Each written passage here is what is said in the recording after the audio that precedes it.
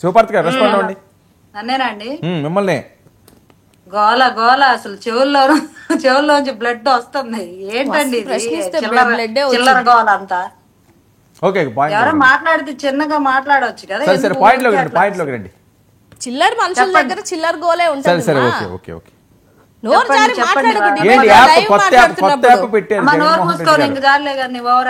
నీ over action తగ్గించు.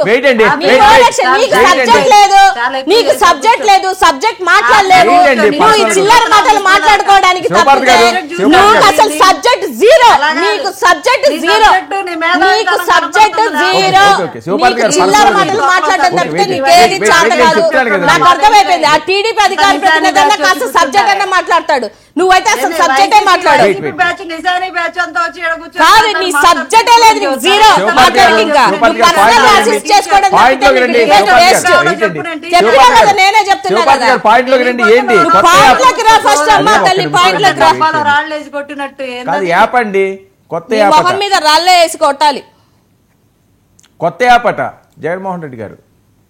ఏ యాప్లు పెట్టుకున్నా ఆయన రెడ్ బుక్ అన్నాడు. ఈయనే బుక్ రాస్తున్నాడు. ఏదో డిజిటల్ లైబ్రరీ అంట. ఏదన్నా యాప్ పెట్టినా వైఎస్ఆర్సీపీ పార్టీ వాళ్ళు ఏదన్నా ప్రజా సమస్యల కోసం మేము మాట్లాడతాం, మేము నించుంటాం, మీకు ఏమైనా ఇబ్బంది వస్తే ఈ యాప్ లో పొందుపరచండి అని అంటే ఏదన్నా అర్థం ఉంటది.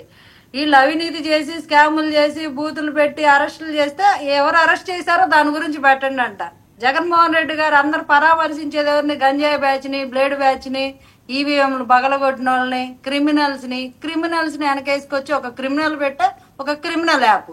దానిలో ఏముంటది? అన్ని క్రిమినల్ కి సంబంధించిన ఇన్ఫర్మేషన్ ఉంటది. ఎవడైతే అరెస్ట్ అవుతాడో వాడు ఖచ్చితంగా క్రిమినల్ అయితేనే అరెస్ట్ అవుతున్నారు. నేను స్కామ్ లో ఇరుక్కుంటేనో లేదా ఏమన్నా హత్యలు చేస్తేనో లేదా దేనిలో ఉంటేనో వాళ్ళని అరెస్ట్ చేస్తారు. ఏమి ప్రాపర్ ఎవిడెన్స్ లేకుండా అన్యాయంగా అక్రమంగా అరెస్ట్ చేసే అవసరం ఏమొచ్చింది? అంత పని లేకుండా ఏం ప్రభుత్వం లేదు.